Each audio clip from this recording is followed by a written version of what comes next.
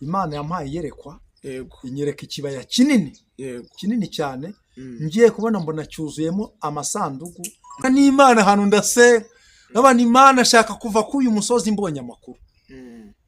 Ari nijoro Imana inzanira iyerekwa bwenda gucya. Imana imaze kuma amakuru inyeretse Theogene ari kubabazwa akanya gato cyane ariko agahita ava muri gereza. Ubwo ngubwo nahise mvuga nti kabiri maze k'uyu musozi karahagije, Imana ivuganye nanjye kuko usinziriye we kanguka uzuke, Kristo abona uko akumurikira, kuko hari n'ubundi butumwa butandukanye yari impaye. Ubwo natashye mfite amakuru yizewe yuko Theogene agiye kuva muri gereza. amen Ngiye kubona mbona za serekeye zirimo imirambo. yego Imana irambwira ngo Imana imamagara yamamagaye ndi umucuruzi. Anyumva neza? Yamamagaye ndi umucuruzi.